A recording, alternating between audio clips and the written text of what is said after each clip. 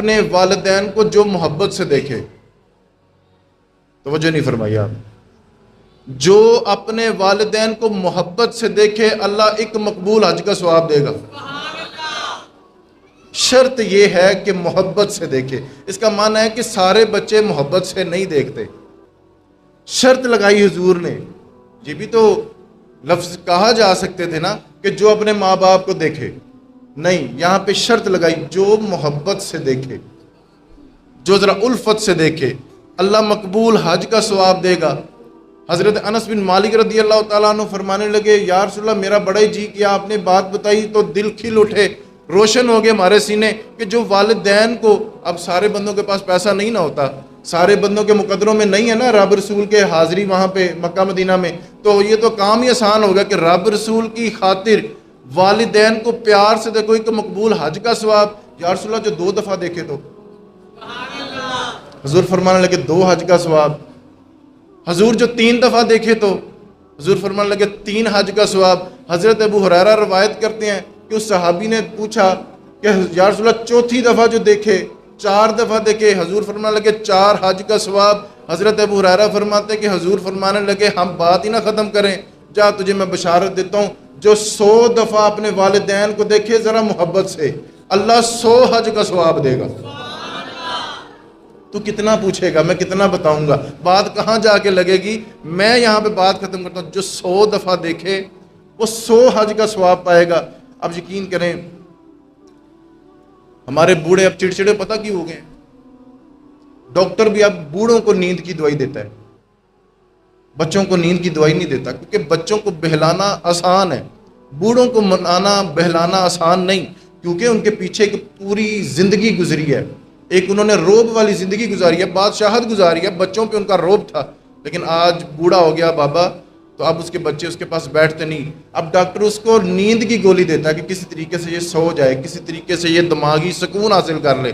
وجہ صرف اتنی کہ بچے محبت نہیں کرتے، ابا جی کو پوچھتے نہیں، اپنی مرضیاں کرتے ہیں، اور اپنی کیا حد نے نال دی ماندے نے بودی۔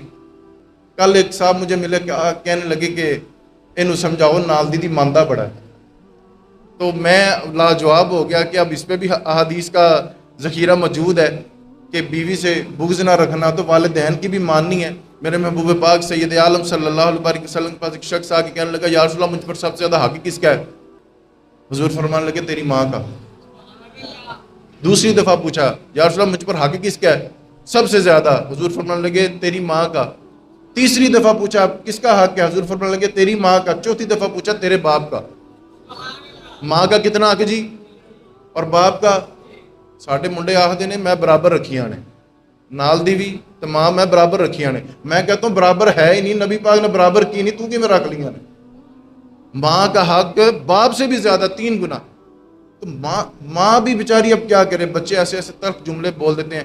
وہ ایک پوسٹ میں پڑھ رہا تھا، بڑی اچھی لگی اور دل کو لگی، لکھا تھا کہ ایک باپ 6 بچوں کو پالتا ہے ساری زندگی، کھلاتا بھی پلاتا بھی، پرورش بھی کی، پڑھائی بھی، خرچہ بھی کیا۔ ایک باپ 6 بچوں کو پالتا ہے، لیکن 6 بچے ایک باپ کو نہیں پال سکے۔ اور یہ المیہ ہے ہمارے معاشرے کا۔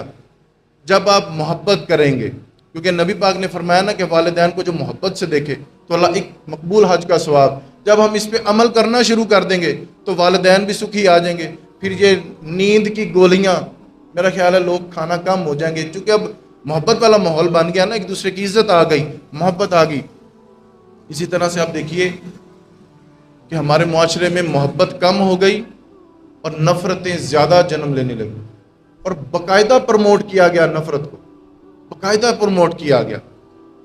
میرے محبوب پاک سید عالم صلی اللہ علیہ وسلم کا ارشاد پاک ہے کہ غیبت کرنے والا اپنا اس طرح سے ہے جیسے اپنے بھائی کا کچا گوشت کھا رہا ہے۔ یہ قرآن کی آیت بھی ہے۔ ایک بندے میں وہ نقص، وہ مرض نہیں پایا جاتا، لیکن آپ نے الزام لگا دیا، وہ غیبت نہیں، وہ بہتان ہوتا ہے، وہ الزام ہوتا ہے۔ غیبت کیا ہے؟ غیبت یہ ہے کہ ایک شخص میں جھوٹ بولنے کی عادت ہے، دھوکہ دہی دینے کی عادت ہے، فراڈ کرنے کی عادت ہے، لیکن آپ نے ڈسکس کر دیا، آپ نے اس کا راز فاش کر دیا، یہ کھول دیا اس کا راز کہ نہیں وہ بندہ ہی ٹھیک نہیں۔ اسلام اس چیز کو بھی پسند نہیں کرتا. ذرا سمجھیے اس بات کو. آپ سچ بول رہے ہیں, بالکل صحیح کہہ رہے ہیں. کئی لوگ آ کے کہتے ہیں جی میں سچا ہوں تو میں کوڑا بھی ہوں. میں کہتا ہوں کہ میرے نبی پاک سے بھی زیادہ کوئی سچا ہو سکتا ہے؟ تو آپ مجھے بتاؤ, میرے نبی پاک کڑوی باتیں کیا کرتے تھے؟ حضور تو میٹھی باتیں کیا کرتے تھے. سچ ہمیشہ میٹھا ہوتا ہے, لیکن سچ ہر وقت سچ بولنا بھی فساد ہوتا ہے. ہر وقت آپ کہیں گے میں سچ ہی بولنا جی, تو غیبت کا معنی یہ ہے کہ بندے میں وہ عیب تھا لیکن آپ نے اس کا راز کھول دیا اور اس کو عیاں کر دیا. چاہیے تو یہ تھا کہ لیدگی میں آپ اس کو بیٹھتے تو آپ اس کی اصلاح کرتے, محبت سے آپ اس کی تبلیغ کرتے, اس کو بتاتے کہ میاں یہ تم میں کمی ہے, اس کو ذرا درست فرما لو, تو کتنا آسان ہو جاتا, بجائے کہ آپ نے 2-4 بندوں میں اس کی عزت بھی اچھال دی. میں آپ کو تجرباتی طور پہ ایک بات بتاتا ہوں, آپ اس کو چاہے عمل کر کے بھی دیکھ لیجئے گا. کسی کے سامنے آپ کسی کی تعریف کر دیں, کسی کے سامنے, یعنی کہ بندہ درزی ہے, وہ کپڑے آپ کے سیتا ہے, بس ٹھیک ہے صاحب کے سی رہتا ہے, لیکن آپ نے کسی کے سامنے تعریف کر دی کہ یار وہ فلاں درزی ہے تو بڑا سونا سوٹ, بڑا نفیس کام کرتا ہے. آپ نے تعریف کر دی نا, آپ نے کہا کہ مناسب پیسے لیتا ہے, تعریف کر دی. سننے والا پتہ کیا کہے گا, یار کسی ٹائم ملاقات تے کرا. کسی درویش کی آپ نے تعریف کر دی, کسی علامہ صاحب کی آپ نے تعریف کر دی, کسی پیر صاحب کی, کسی خطیب صاحب کی, کسی امام صاحب کی آپ نے تعریف کر دی, ماحول محبت والا بنا دیا, تو سامنے والا کہے گا کہ یار کسی ٹائم ملاقات ہی کرا. جب وہ بندہ ملے گا آنکھوں میں کشش ہوگی, محبت ہوگی, سلام لینے میں مزہ آئے گا, ورفتگی ہوگی, اور پاس بیٹھنے کا بھی آپ کو مزہ آئے گا. لیکن اگر اسی کو آپ الٹ کر دیں, ہر وقت آپ کسی کے بارے میں کچھ نہ کچھ تبصرہ کرتے رہیں, وہ بھی بندہ ٹھیک نہیں, وہ تو جھوٹ ہی بڑے بولتا ہے, وہ تو فراڈ بڑے لاندا, وہ تو کھلوتے بندے نے لوٹ لیندا ہے. تو جب کسی نے کسی کو وہاں سے ملنا بھی ہوگا نا, تو وہ میرا خیال ٹھیک سے سلام بھی نہیں لے گا. ذہن بن گیا تھا نا کہ وہ بندہ ہی ٹھیک نہیں ہے.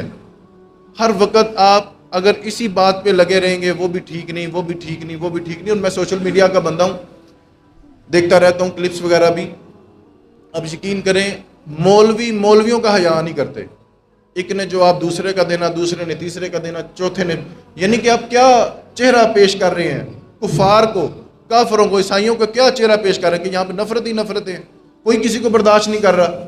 خدا را اس کام سے لوٹیں. اور ہمارے سیاستدان کسی کی اچھائی قبول کرنے کو تیار, وہ میں غیر سیاسی بندہ ہوں اور مجھے کہا جاتا ہے کہ آپ سیاسی باتیں نہ کیا کریں, لیکن میں اشارتاً بات کرتا ہوں کہ ایک جماعت نے موٹر وے بنا دیا ہے تو دوسری جماعت قبول کرنے کو تیار نہیں. 99 اس میں غلطیاں ہو سکتی ہیں, لیکن جو اچھائی ہے اس کو تو قبول کریں نا صاحب. جو قبول کرنے والی چیز ہے, ہمارا آج مسئلہ بھی یہ بنتا ہے, اگر ہم کسی سے اختلاف رائے کر لیتے ہیں تو پھر ہم اس کو اپنی انا کا مسئلہ بنا دیتے ہیں, پھر اگلے کی اچھائی ہمیں نظر نہیں آتی. لاکھ اختلاف سے کسی پارٹی سے, کسی سیاسی جماعت سے, لیکن جو اس میں اچھائیاں تو وہ تو آپ قبول کریں نا صاحب. اثر کرے نہ کرے میری بات سن تو لے میری فریاد, نہیں ہوں یہ بندہ ہے طالب, یہ بندہ ہے آزاد, تو سنا تو کریں اس کو. آپ یقین کریں کہ ماحول اس طرح کا ہو گیا. پرسوں ایک میرے دوست ہیں, مجھے کہنے لگے جی ابا جی لٹائر ہو گئے نے پولیس چوں, 40 سال انہوں دی سروس ہوئی.